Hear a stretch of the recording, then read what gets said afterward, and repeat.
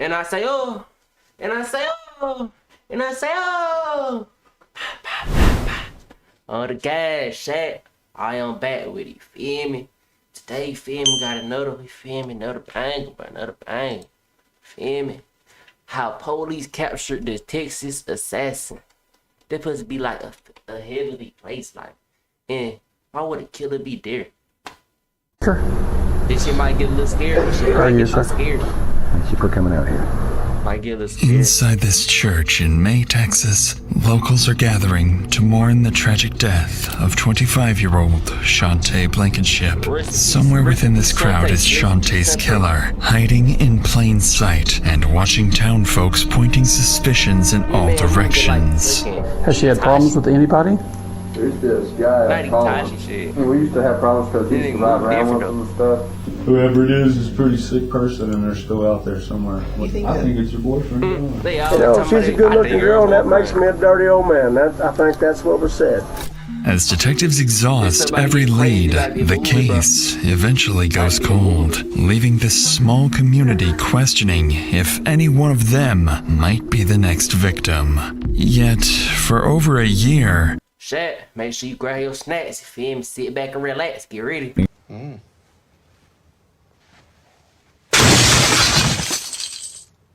And there is our first impression. One unusual witness sits quietly unnoticed, holding the answer detectives had been hunting for all along. He was so devious and smart. He just didn't know that was going to be the thing that would finally catch him. The reactions that we're showing on this is, man, you're off the freaking charts. And here he is, right in front of us. How did I miss that? All real footage. It's May 15th in the small town of May, Texas. Nearly 48 hours have passed since 25-year-old Shante Blankenship mysteriously vanished after going on her usual evening walk. Since then, church volunteers have searched tirelessly for any sign of her, until this Sunday morning, around 11 a.m., when one couple stumbles upon something. It be like the haunted house, like. 911, what's the location of your emergency? I have no idea where I'm at. I am in the middle of nowhere. We were looking for Shante Blankenship. Okay. We found her. Okay. Stay real still for me, okay? I'm going to try to ping your location. It's actually the old haunted house is what everybody calls it. Is she okay? Did she need any medical attention? Is she alive? She's dead. Oh, God. Okay, yeah, I've got everybody headed that direction, okay? Right away, the Brown County Sheriff's Office dispatches 2 patrol deputies to the caller's location, an abandoned farmhouse. Don't they look like that haunted house off that movie? Hey, play that, oh, film, play that video, you feel me?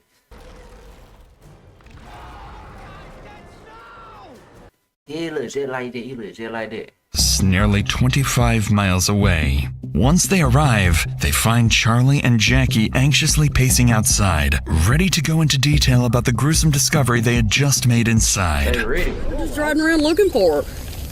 They did everybody met at 3 at the church to go look for her, and we were just driving around. We looked at every creek and culvert we could find. The peel-out marks were already here. Those over there, yeah. I've seen those tracks and they pulled in. They didn't go on through. They were just stopped. These aren't y'all's? No, this is the vehicle we're in. Are those over to the gate? Are those your shoe prints? Probably mine. Yeah. Okay. Let's stay over here on the rocks and not walk around where there's any footprints. Don't let them leave there till I get out there, please. Don't let them leave. Definitely looking like the house from it. 10-4, they're waiting for everybody. To the deputies, this discovery immediately raises questions. The farmhouse sits miles out of town, in an isolated location that many locals don't even know exists. So, while they wait for additional officers to arrive, the deputy begins pressing for answers, trying to understand how this couple ended up here in the first place. How long I guess y'all called immediately when y'all found her? Oh, yeah. Which gate did y'all jump? I walked around the house. I didn't see nothing in there. And I went out to all the outbuildings. Let me know Do what? I walked around in the house. Uh-huh. I didn't see nothing in there and went to all the outbuildings. Yeah. And I was coming back, and that storm shelter there had a bunch of grass knocked down. So I run around and looked, and there she is. She's upside down in there, and she is beat. I got a daughter that age. She's naked. It is Jaybird. All she got on is that white shirt she was running around in Friday when I seen her. If I get my hand on them, she's done that. I tell you that right now, Fletcher. I tortured them bastards. That nigga say he'll torture that bitch. He'll torture that bastard. She had the mentality of a 9-year-old. There's an old house. That's why y'all female, bro, we all have a gun, you feel me? Bro, y'all female, we all have a gun, bro. Make sure y'all, you feel me? Make sure y'all always have a gun when y'all walking or some shit, fool. Cause you never know, like a weird ass nigga gonna come up, you feel me? So you gotta, you feel me? Draw back on that nigga. Up that motherfucker. Buh. Medea, I know you hear me.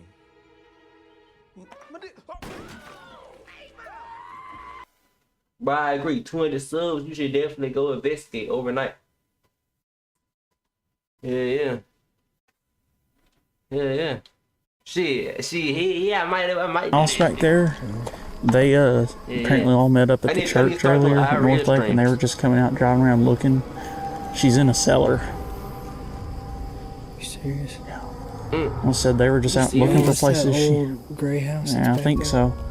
They said they found hair laying out on the ground. They're like, what the heck is that? And so they've already picked it up. It's like, that ain't cow hair or anything. They were wandering around and they found her in the cellar.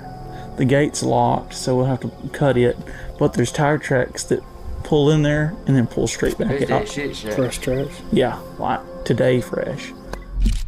Indeed, these are very fresh marks, planting a terrifying thought in the deputies' minds that Shantae's killer could be somewhere nearby, keeping a close eye on the area. Shortly afterward, more units begin arriving at the scene, including the crime scene photographer. And as the deputies prepare to head towards the body's location, they'll soon realize that whatever the couple told them is nothing compared to what they're about to see. Watch that wire. So it's on your gun. There you go. You're good. Alright, here, John, hold this. I'll step up here and I'll grab the camera and hold it. The bracelet's laying right on the other side. I'm assuming it's her. Okay, he said there's a little bracelet right here on the other side of the gate. He said, yeah, right over there in the middle of that grass. There's one of those wristbands, those little rubber bands like this one. It looks, the way this grass is right here, like someone's been through it recently or something. Knife laying on the ground. I don't know. Looks like it's been there a little while. Yeah, it's been there a while, but we'll go ahead and photograph it just in case. I don't see any blood anywhere though. I haven't seen drops. I wonder if someone pulled around to the back side of this house where it wasn't as obvious. Yeah. They is on the investigation. We'll follow the dirt tracks.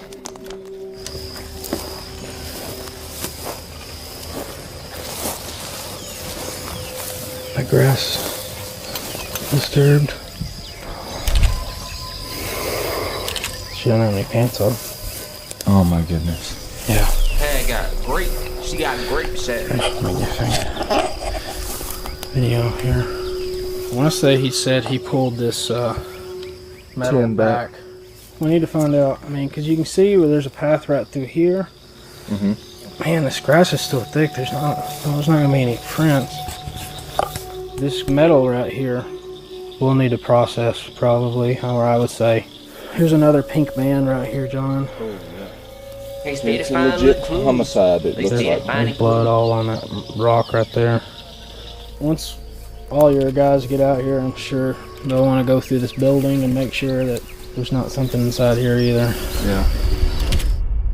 On the ground, halfway inside the cellar, lies Shantae's deceased and partially clothed body, beaten so severely that she is almost unrecognizable. Beside her is a broken lawnmower blade stained with blood. Its condition and placement leave investigators with little doubt that they're looking at the murder weapon. All of it, the secluded location, the sheer brutality of the attack, and the way Shantae's body is positioned leave deputies wondering just what kind of a deranged person could have done this. Real shit though. Following this, Shantae's body is taken away for autopsy while officers clear the abandoned house. Inside, they find trash, empty alcohol bottles, and decay, but no blood or signs of a struggle. The next step for investigators is to speak with the remaining search volunteers, so they release the couple who found the body, instructing them not to tell anyone about the discovery to avoid alerting the killer. But that's easier said than done, because for Brown County, discoveries like this carry a familiar weight, as the area has been no stranger to tragedy. In 1989, 13-year-old Amanda Goodman was abducted while walking home from school and murdered. 7 years later, in 1996, 30-year-old Juan Laurels was found shot to death beside his burning car. Decades later, both cases remain unsolved. And even more recently, police recovered the remains of 2 missing residents in remote areas of Brown County. So while investigators hope to keep details of Shantae's murder from spreading, in a town this small, news travels extremely fast. And investigators are about to learn that the hard way. And this is the church, North Lake. Because May, Texas is a deeply religious community, the search for Shantae has been organized through the local North Lake Community Church. So investigators head there, but by the time they arrive, the situation has already changed dramatically. A volunteer firefighter has just informed Shantae's family that her body has been found, putting deputies at a significant disadvantage. And as the deputy approaches the church, he's met with uneasy stares from the crowd as he scans the room for any potential suspects. Okay. All right. Yeah, everybody I'm just looking. around. I'm just making observations. Oh, appreciate it. The crowd. Thank You're not doing what, sir? Okay. That's fine. All right, come on. Nigga laugh like something Hey, folks, funny. could you have your attention just a minute? Nigga laugh like something funny. I don't Folks. find shit funny. Hello? Fucking Ladies laugh. and gentlemen, if you believe you have information that will assist in this investigation, I ask you don't discuss it with anybody else. I don't want you to mix your notes with anybody else's notes or anybody else's observations. That's important because I want your recollections to be your own. Thank you very much for your cooperation. Pastor? How are you, sir? Yeah, standing like mannequins, just looking. They No, all no, just staring. Look at that old dude. For coming out here. You bet. While the community may not trust the They deputy stand there yet, like they mannequins, do bro. trust Pastor Ron Keener. Having spent nearly 5 decades in ministry and years helping local charities, he knows this town inside and out, and having him on their side could prove invaluable to the investigation. As the deputy continues moving through the church, he notices people beginning to leave. With no legal authority to stop them, he urges Pastor Hold on now. Keener to help gather Shantae's family and those closest to her. But as detectives begin speaking with the people who knew Shantae best, one person quickly draws their attention. Her boyfriend, John Adams. And as they sit down, Don't tell me in one of these investigations, like, bruh, why do you females be so tender about the girl, bruh? Like, it's so many other females out in the world, bruh. So, I hope it ain't him, bruh. Cause, like, bruh, he was grown ass. with him, his behavior would be nothing like what you'd expect from a grieving boyfriend.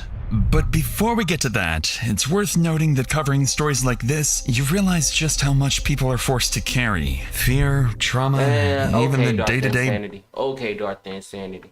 With that said, let's get back to the investigation where Shantae's boyfriend, John, is about to exhibit some behavior the detectives would find highly suspicious. That nigga do got some big There are a lot of ass opinions ears. on what's healthy. How they do it? My name's John Harper. I'm an investigator with Brown County Sheriff's Office. I don't get in trouble no more. Nigga What say does you that don't get mean? in trouble no more. You told me and Frankie Salazar over one time. Now I remember who you are. before. Yes, now I remember who you are. How long have you been with her? A little over 3 years, October 17th. Okay. How was you? Shit. How did you know? How did you and her get along? How we got along. Yeah. I mean, like, there was times, I ain't gonna lie, we'd argue, I mean, like, but she's not capable of handling things. She has no problems. I mean, like, I try to, she has a habit of yelling and stuff, and I just try, sometimes I'd leave, and then sometimes I could just talk her out and be nice. And she'd And calm be down. nice. But she just has, I mean, like, I hate to say it, she expressed herself different. I mean, like, sometimes it was like a wall, but she showed me love, you know what I mean? Despite just learning that Shantae has been found dead, John doesn't ask a single question about what happened to her that night, leaving detectives to wonder if he somehow already knows. At this stage, deputies are looking for anyone who may have had a reason to harm Shantae, and without hesitation, John would point investigators towards another man, someone who had just slipped out of the church the moment the deputy arrived. Shit, who y'all think it is? Has she had problems with anybody? Too early. It's this guy, Colin. Guy where? Colin. Yeah. What about Colin Smith? I mean, we used to have problems because she used to ride around with him and stuff, and he used to just do stupid stuff, and he like ride around drunk, stuff like that, and I didn't like that, and me like I should hang around and stuff, but she pretty much, me and him got into it one time because he came out to the house, and she was drunk there, all drunk. I'm off of work. I mean, I'm thinking, what the hell? They said got into a fight. They don't mean they got into a fight. Out there, might be they just arguing out, and I never heard much out. He pretty much turned his nose and let it be. Okay. And then I've heard off and on she goes over there. I mean, but it's just something I can't really get myself upset about. And I mean, like that's real, that nigga. That foolish over. As John's interview comes to an end, deputies still aren't sure what to make of him. Although he agreed to speak with them voluntarily and remains cooperative, detectives find his behavior oddly unconcerned. For now, John points investigators towards the only possible suspect he can think of, Colin Smith, a man deputies soon learn is no longer at the church. And as the church empties and the night comes to an end, detectives decide to wrap up the interviews and continue the investigation at first light. But when the community finally learns who the killer really is, they would be left speechless that someone they thought they could trust was capable of such evil. I mean, we've got Hearst been brutally murdered, and here he is right in front of us. How did I miss that? How did I miss it? How did you miss it? The next morning, just as deputies prepare to head back into town, they receive a major update from the forensic team. The initial autopsy results are in. Shantae's cause of death is determined to be blunt force trauma to the head and neck. Her injuries are consistent with the broken lawnmower blade found at the scene. She has no defensive wounds, while bruising on her arms suggests she had been dragged by the elbows. But investigators uncover something even more disturbing. Shantae's body had been violated as she was dying, or even after her death. Male DNA is recovered, giving detectives their first concrete clue about the person they're looking for. And combined with the sheer brutality of the attack, investigators begin to suspect that this was not the killer's first time, and that other victims may still be hidden somewhere. At 10 a.m., deputies make their way into town and split up, interviewing men throughout the area and collecting DNA samples in hopes of identifying the killer. Suspecting they're dealing with a serial killer, they know they can't afford to waste time, as anyone could be a potential suspect. But the terrifying part is that they have no idea which of those encounters will be the one with the killer. I guess you know why I'm here. Well, I'm sure it has something to do with Shantae. Yes, sir. What do you know about Shantae, sir? I lived here about 4 years, and she walks up and down the streets every day. Something was said, and I'm not sure about the source because I was just assigned to come out. Okay. Something about, that you had said that you get excited when you see her. There might have been a comment made to say that, she's a good-looking girl, and that makes me a dirty old man. I think that's what was said. And I don't give a shit if you're a male and you're going to look at a young lady and say, well, damn, she's pretty. He right now. Somebody reported a dead body hanging in there. And they got on that gate there that came open with him. He told me she's down the How long ago was that? But that man too damn old for him. Oh, okay. And you just seen her and waved to her, you didn't stop and talk to her? Didn't stop talking to him. I had stopped and talked to her in the past, son. She's a good little girl. There's boys that would want to be with her, or and John said that he was her boyfriend. She'd say Colin was her boyfriend. You never know, you know. After speaking with more than a dozen residents, detectives uncover a troubling reality. There is no shortage of men who knew Shantae, knew her routine, and may have had the opportunity to harm her, meaning there are still too many possibilities and no clear suspect. So, in search of a breakthrough, the lead detective contacts Shantae's family and learns from her mother, Michelle, that the last person likely to have seen her before she disappeared was her closest friend, Caitlin. After getting Caitlin's address, detectives drive to her house, unaware that the woman they're about to meet may hold the key to unraveling the entire case. Nigga said unravel. Nigga said unravel. Because no one in this house knows Shantae better than she does, or the three strange men who had recently entered her life. Caitlin, we're just trying to get as much information on this as we can. Would you just kind of tell me about Friday? What was she talking about? She was talking to me about a whole bunch of different stuff. One thing that really got me was she told me her and Colin got back together. Her and her boyfriend John talked about how they broke up because she didn't like him. And then said that actually Colin told her to meet him in the shed behind his house that night. Oh no. Sorry. It's okay. Take your time. And then this guy, he drove by us in Bronco. It's white and red. You know, they got a car. when you see somebody you think is really creepy, you kind of get this. He looked kind of creepy, and he waved at her, and she was like, "Yeah, that's so and so." He really tripped me out. Caitlin points to the three men who may have been involved in Shantae's disappearance: John, Colin, and a third man she can't remember, except for one detail: a red and white Ford Bronco. Once investigators locate the only matching vehicle registered in the area, the name comes back as Bobby Sosa. So with three potential suspects now at the Bobby Sosa might be the one. Nigga named Bobby Sosa.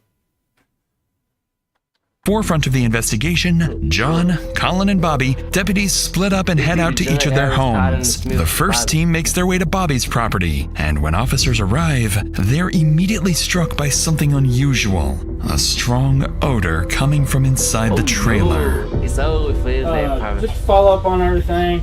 I don't think you were being, misleading with us or anything, but just for us to cover anything since the vehicle's in the area. Do you mind if we go in your trailer and just make sure everything's okay and there's nobody in there? Yeah, you can check. There's nobody in there, but it's a mess. It's just more just to cover all of our bases. Sure, I'm so we did. No problem. Any guns in there, anything like that? No weapons. No weapons. Maybe a pocket knife here. That's fine. Alright. Nigga don't got no weapons. Hey, Rick. How long you lived out here, man? Like I said, not even a month. Oh yeah. It's a mess. That's fine, man. That's shit's true. Troy's been in worse. I don't know. Not unless you got a hoarder around here. What? Oh, we got plenty of those, man. Hoarders. Oh yeah. What the fuck is a hoarder? Yeah, freezer looks like it works good, man. What is a hoarder? Propane. Do what? It runs on propane. Really? Here's over here real quick. Your storage unit shit right here. Is that cool? Appreciate it, man.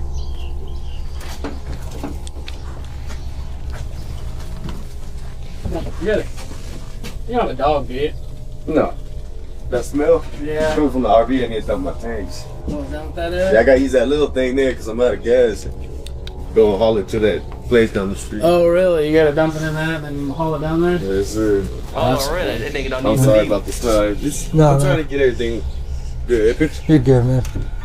Despite the strong odor on the property, which Bobby claims is gasoline, officers fail to find anything that connects him to Shantae's murder. And while officers continue questioning Bobby, another team makes its way to Colin's house. At first, they're prepared to treat him like any other potential witness, but Colin's behavior and his refusal to cooperate would soon shoot him to the top of the suspect list. You might be right. You might be right. It might be some on them Cotton niggas. Cotton name people. How you doing, sir? What's your name? Colin. You mind if you want to ride with me up to the SO and that? Yeah, and I'll bring you. I gotta do it. Okay, you don't want to go with me? I mean, it's ridiculous that I'm even being looked at. she's got a boyfriend or a husband, John Adams. She's like infatuated with me. She'll just walk up and down. Did y'all have any type of physical relationship at all? Because some of the people we talked to is that y'all had a relationship at one time. So never. What kind of relationship did she and the boyfriend have? He'd always pick her up and tell her to go get her home, and he treated her like a dog. And there's a lot of people that are kind of looking at him. I mean, it's... Yeah, well, he's one of the people I'm going to have to interview. Are you working anywhere right now? I do lawn mowing out here. Okay. According to Colin, he never had... Ain't they found a little lawnmower piece? Shit. They had found a little lawnmower piece. Any kind of relationship with Shantae, but detectives are buying it. And when the conversation turns to his job, Colin reveals he works in lawn care, giving him access to the same type of weapon detectives believe was used to murder Shantae. But seeing how defensive Colin is becoming, detectives I'm really an investigator, shit. I'm really the investigator. Decide to leave, asking him to come to the station the following day to provide a DNA sample and answer a few more questions. So now, with 3 key figures firmly on the investigator's radar, detectives back at the station begin taking a closer look at each of them, and what they uncover is peculiar, to say the least. John has prior burglary and assault charges and withheld critical details about his relationship with Shantae. Bobby has a previous assault charge against a woman and was known to spend time near the area where Shantae's body was found. And Cullen, while having no known criminal history, has long been the subject of rumors about his violent temper. And this is when detectives realize that any one of these men could be Shantae's killer. But I ain't gonna like this. See, it getting interesting, bro. It sure could be either one of them. Which one you think? I think that nigga, I think the nigga John Adams. I ain't gonna lie, nigga John Adams. But Colin, he did got a weird behavior. Figuring out which one will prove far more difficult than they expected.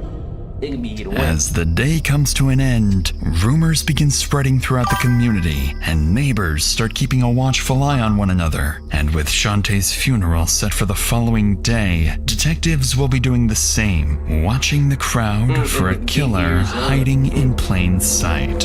I've always had this different part of me. It just wants nothing but destruction and evil. It wanted to kill somebody. The following morning, medical examiners released Shantae's body to her family for the funeral, but not before delivering one final unexpected update. Examiners have discovered unusual markings on Shantae's chest. Markings investigators cannot explain and believe may point to something ritualistic. To make matters even more unsettling, detectives realize Shantae had been murdered on Friday the 13th. Oh my God, Friday the 13th, that nigga Jason stepped on him. That nigga Jason stepped on him. That nigga Jason really stepped on him. Like the nigga Jason, bro.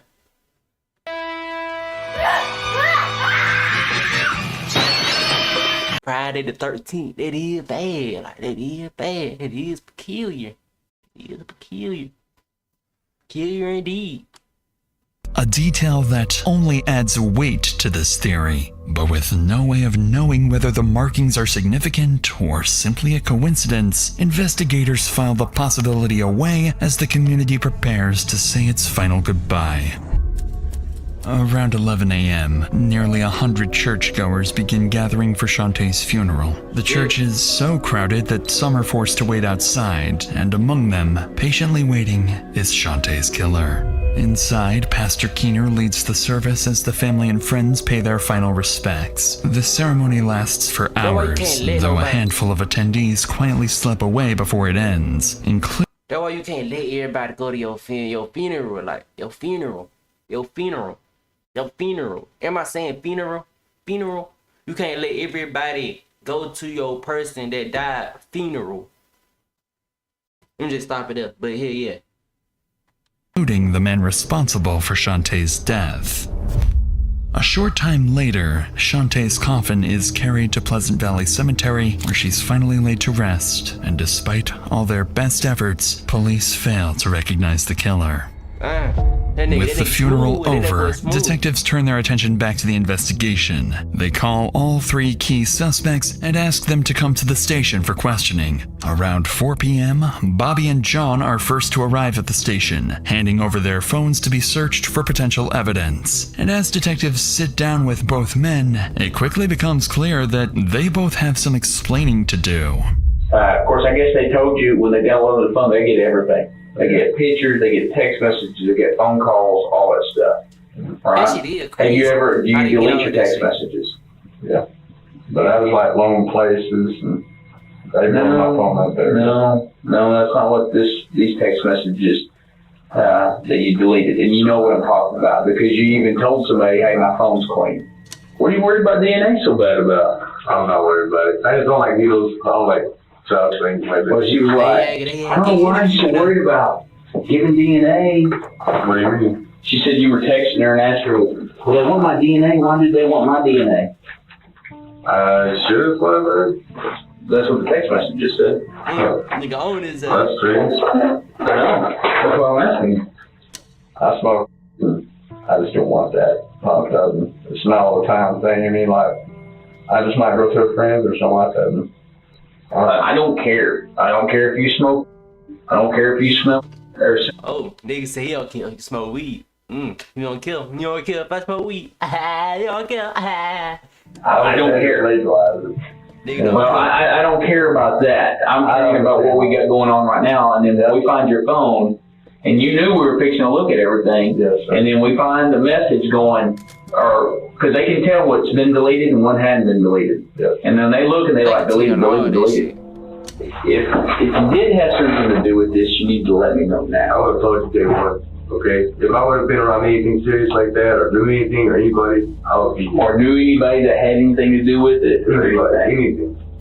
Because if I had anything to help out, I have nieces out there, I have my sister up there.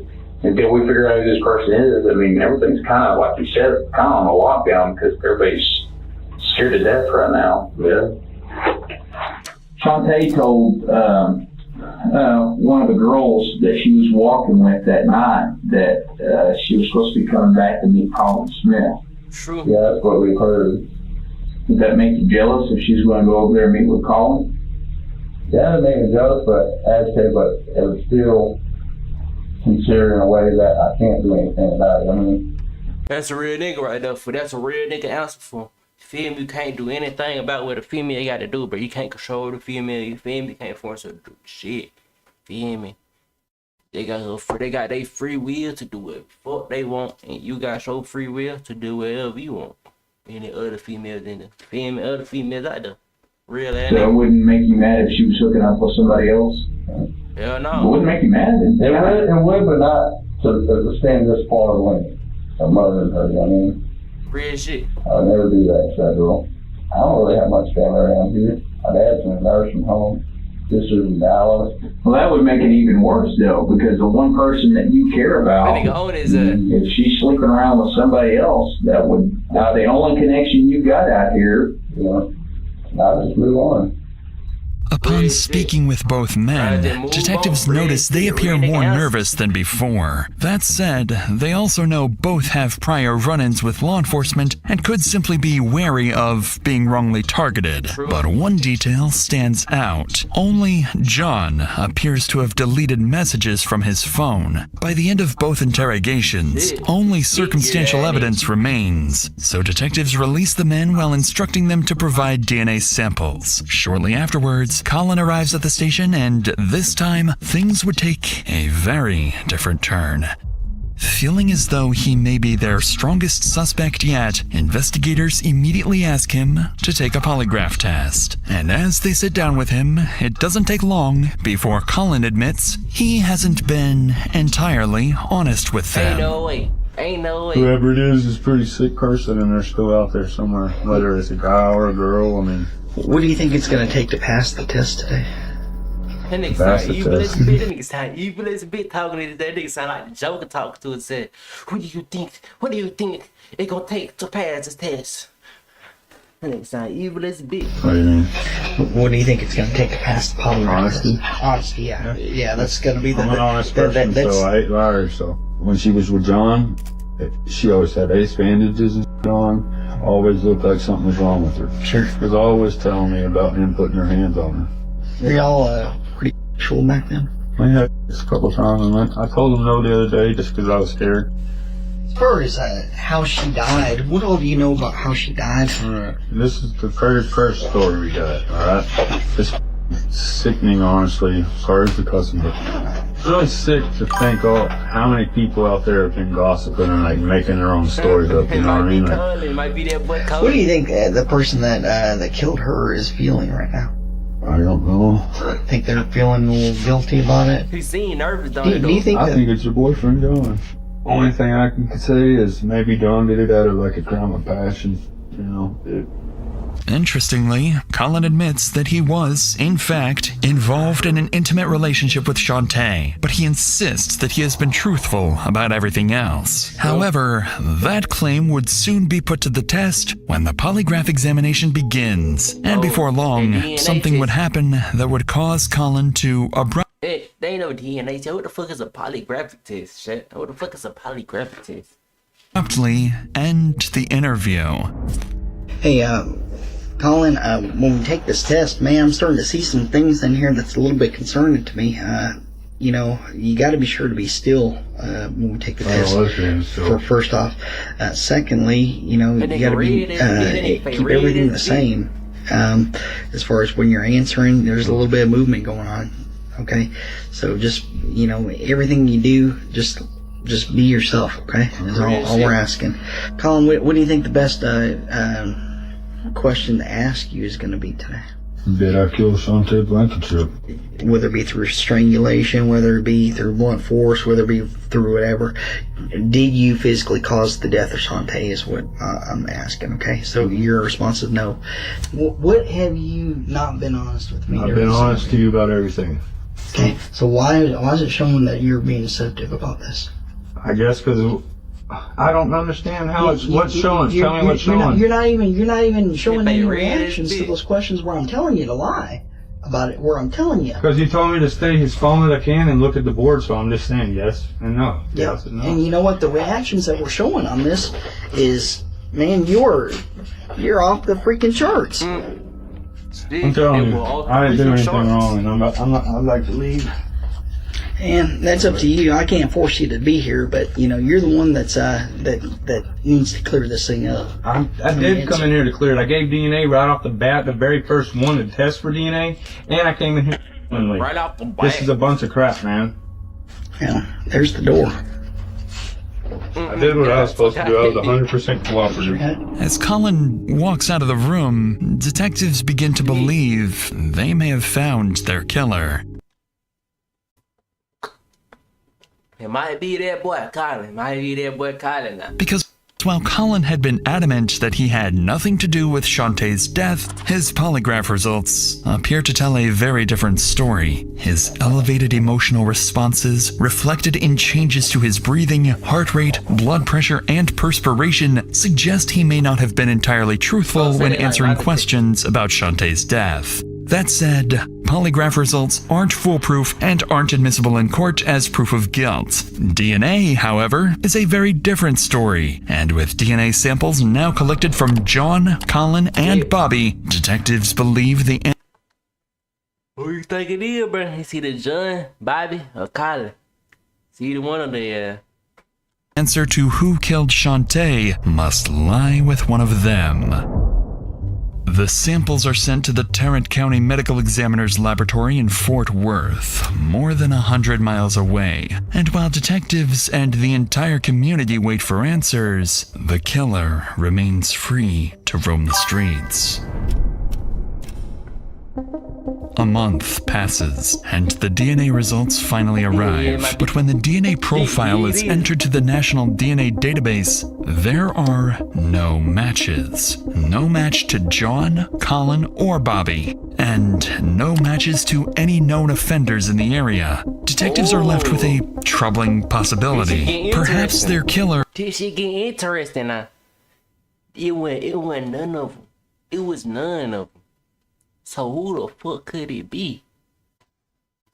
wasn't a local, but someone passing through town who had already disappeared for good. 18 months later. More than a year into the investigation, in October 2017, another investigator who had worked on Shantae's case, Carlisle Gover, would make an incredible discovery. While watching a true crime show, Gover learns about an emerging technology known as DNA phenotyping, a technique that had successfully solved another cold case by generating a snapshot prediction of what a person may look like using only their DNA. The next day, Gover rushes to tell the lead detective. That's that shit what before that bitch said it can tell how a person look like only using their DNA. That's that shit now, boy. Scott Bird. Within hours, the $4,000 needed for the testing is secured and the DNA is submitted. And as the image slowly begins to take shape, suspects would be eliminated one by one until the true killer turns out to be someone no one ever expected. No. Yeah, by the time that the Blankenship case came along, we had a couple of cases that had used the phenotyping information to help solve their cases. Given the investigative capabilities that they had at that time, which were not DNA, he managed to avoid leaving any clues that got him caught. But he did leave DNA. He just didn't know that that was going to be the thing that would finally catch him. This is Dr. Ellen Greytak, Director of Bioinformatics at Parabon Nanolabs, the company behind the snapshot technology detectives used in the hunt for Shantae's killer. Within weeks of receiving the DNA evidence, Parabon's team analyzes the sample and generates a snapshot report predicting the unknown suspect's physical appearance. And as soon as it lands on Scott Bird's desk, he immediately recognizes the man, 21-year-old Ryan Riggs. Years earlier, before entering law enforcement, it's that nigga Ryan Riggs. Does he look like a killer to you? Yeah. You never knew who Bird had taught Ryan in the 5th grade. When detectives dig deeper, they discover Ryan had been there the entire time. He was a longtime family friend, attended Shantae's funeral, rode around with John calling out her name during search parties, and even hugged her parents at the wake. Detectives now know it was all an act. A years-long act that Ryan managed to maintain perfectly. On November 9th, officers head straight to his address, but instead, they're met by Ryan's parents, who reveal that he has already fled. Within hours of the image being released, Ryan manages to slip away, and once again, police are back at square one, until the following evening at a church service when Ryan decides to do something completely unexpected. As I do before every service, Scott, I stand in the parking lot greeting people. And there was Ryan standing there with his mother, Michelle. And he said, I'm going to turn myself in tonight. He said, I murdered her. And I said, at that point, I'm going to step out in the parking lot and call Sheriff Hill. We're going to take you to the law enforcement center. He said, yes, sir. I want to confess to them. To detectives' surprise, less than an hour ago, Ryan had unexpectedly shown up at a Wednesday night service where he made a his ass must have got that good feeling in his heart that he already was fucked up. horrifying confession. He was responsible for murdering Shantae. Not only that, he had just walked into the sheriff's office alongside Pastor Keener, saying he wants to turn himself in.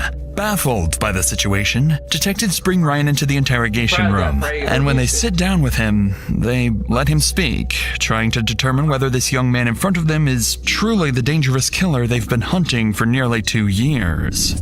So this happened on Friday the 13th. Tell me about that day. How did you start that day out? What a day, Shaq. I don't remember how I started the day. It was just like an average day to me up until I did what I did. I had stopped and asked her if she needed a ride, and she got in my truck. And then out of nowhere, I just put my left arm around her and began to strangle her. I went back to my truck and got a lawnmower blade out of the back of my truck. And I went back to where she was, and I beat her to death with it to make sure that she was dead. I've always had this different part of me that it just wants nothing but destruction and evil. And whenever I saw her that day, it's just... That nigga said he always had that other side of him. They just wanted nothing but destruction and evil. That nigga right there, he's a monster. He's a monster. That's what we call monsters, bro. It took over. So I knew what I was trying to get. It wanted to kill somebody. It wanted to kill Ryan's somebody. description of He said it like that's a whole different side. He said it wanted to kill somebody. He knew where it wanted, and he let it take over. what he did to Shantae perfectly matches the details from the crime scene, details that had never been made public. To detectives, it leaves little doubt that he is, in fact, the killer. If you could say something right now to Shantae, what would you say? That I'm sorry that I did what I did. And whatever I have coming towards me, I deserve. What do you think you deserve? Death for sure. Hell yeah. Anything else? No. I ain't gonna lie, do y'all really think death is an easy way out? People say death probably is an easy way out. It is probably easier than, you feel me, riding in the jail cell for years and years, you feel me, until you die and grow old. So that might be an easier way out. All right, Ron, you are officially under arrest for capital murder. With the charges laid bare, Ryan Riggs ultimately pleads guilty to the capital murder of Shantae. When news of Ryan's arrest reaches Shantae, The other side just came to him for he already knew what he wanted for him. He just did it, bro. It wasn't even him. It was this other part of him for. They just wanted to kill him. And they think about it. Switching for Bruce Banner to Hulk, Venom to Eddie. That's how he felt. Shantae's mother, Michelle, she releases an emotional statement thanking the community for its support. Hey everyone, I don't know if everybody knows, but we caught him. We got him tonight for a capital murder trial. God has blessed us with him, and it breaks my heart because this man went to church with her, and he's just a kid himself. I wanted everyone to know that we appreciate everything y'all have done. In 2019, Ryan is ultimately sentenced to life in prison without the possibility of parole. But even with Ryan behind bars, the abandoned property where Shantae was found continues to haunt the town. The site became infamously known as the Haunted House. People regularly jumped the fence to explore the property, reopening old wounds for Shantae's family. Eventually, in 2025, both the house and the storm shelter were demolished in an effort to finally bring peace to the community and allow it to move forward. And while this case